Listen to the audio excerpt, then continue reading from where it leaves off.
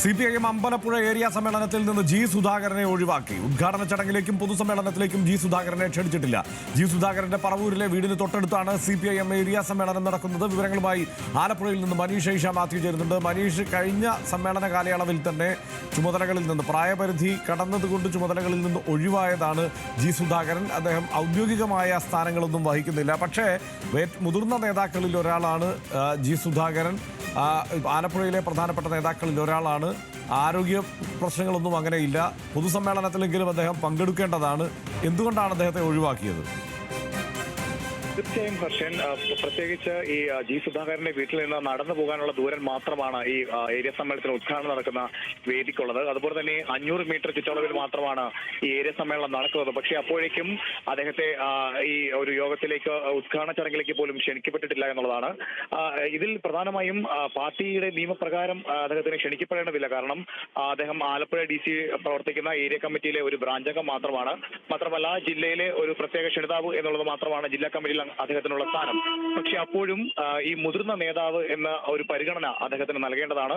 ആ മുതിർന്ന നേതാവ് എന്നുള്ള പരിഗണന ലഭിച്ചിട്ടില്ല എന്നുള്ളതാണ്. ഇതിനു മുമ്പും ഈ അമ്പലപ്പുഴ MLA ആയിട്ടുള്ള H സലാമും അതുപോലെ തന്നെ ജി സുധാകരൻ തമ്മിൽ പൊതു ഇടങ്ങളിൽ പരസ്പരം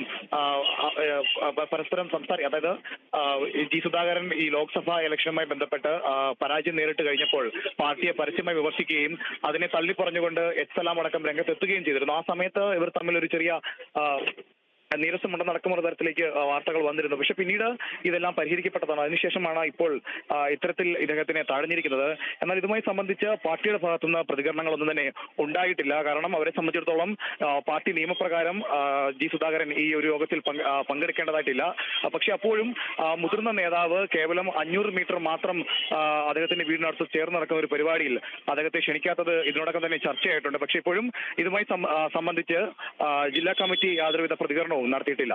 ഹർഷൻ, ഇത് ഈ വിഭാഗീയതയുടെ ഭാഗമായി തന്നെയാണ് ഈ നിലയ്ക്ക് ക്ഷണിക്കാതിരുന്നത് എന്ന് ഈ ഘട്ടത്തിൽ കരുതാമോ? ഇപ്പോൾ സമ്മേളന കാലയളവിൽ തന്നെ ജി സുധാകരൻ്റെ പരാമർശങ്ങളൊക്കെ മാധ്യമങ്ങളിൽ വാർത്തയായി വന്നിരുന്നു. അദ്ദേഹം എല്ലാ വിഷയത്തിലും എന്തായാലും പാർട്ടി നിലപാടിനൊപ്പം നിന്നുകൊണ്ടാണെങ്കിലും വിമർശനങ്ങൾ ഉന്നയിക്കുന്ന തരത്തിൽ തന്നെയാണ് കാര്യങ്ങൾ അവതരിപ്പിച്ചിരുന്നത്.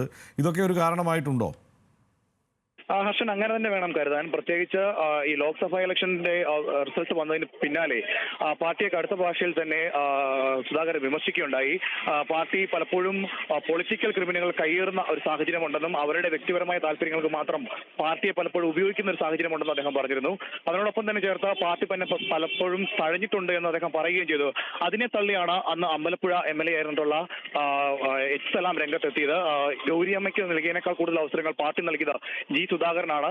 ഗൗരിയമ്മ എന്തുകൊണ്ട് പാർട്ടിയിൽ നിന്ന് പുറത്തായതെന്ന് അടക്കമുള്ള കാര്യങ്ങൾ പറയേണ്ടി വരും. അത് പറയാൻ ഉള്ള ഇടയുണ്ടാക്കരുത് എന്നടക്കമുള്ള വലിയ രീതിയിലുള്ള ഒരു ഇവർ തമ്മിലൊരു പോര് പോലെ ഉണ്ടായിരുന്നു. പക്ഷെ പിന്നീട് ആ പ്രശ്നങ്ങളെല്ലാം പരിഹരിച്ചതാണ്. സെക്രട്ടേറിയറ്റ് യോഗം കൂടുമ്പോഴൊക്കെ സുധാകരനെതിരെ വലിയ തരത്തിലുള്ള വിമർശനങ്ങളൊന്നും ഉണ്ടാവാതെ ഇരിക്കുകയും ചെയ്തതാണ്. പക്ഷെ ഇപ്പോൾ വീണ്ടും ആ ഒരു വിഭാഗീയതയുടെ ഭാഗമായിട്ടാണ് ഇത്തരത്തിൽ അദ്ദേഹത്തിന് ക്ഷണിക്കാത്തത് എന്ന് വേണം കരുതാൻ. കാരണം ഈ സുധാകരന് കഴിഞ്ഞ കുറച്ച് നാൾക്ക് മുമ്പ് ചില ആരോഗ്യ പ്രശ്നങ്ങൾ ഉണ്ടായിരുന്നു. കാലിന്റെ ഒരു സർജറിയൊക്കെ ബന്ധപ്പെട്ട് അദ്ദേഹം വിശ്രമത്തിലായിരുന്നു. പക്ഷെ അതിനുശേഷം പൊതുപരിപാടികളിലെല്ലാം തന്നെ അദ്ദേഹം പങ്കെടുത്ത് തുടങ്ങിയിരുന്നു. വളരെ സജീവമായി പൊതുപരിപാടികളിലെല്ലാം തന്നെ അദ്ദേഹം പങ്കെടുക്കുന്നുമുണ്ട്. ആ സാഹചര്യത്തിൽ എന്തുകൊണ്ടാണ് ഇദ്ദേഹത്തെ ക്ഷണിക്കാത്തത് എന്നുള്ളതിന്റെ ഒരു ഉത്തരം വരുന്നത് തീർച്ചയായും ഈ വിഭാഗീയതയുടെ ഭാഗമെന്ന് വേണം നമുക്ക് മനസ്സിലാക്കാൻ. ഹർഷൻ, റൈറ്റ്. മനീഷാണ് വിവരങ്ങൾ നൽകിയത്.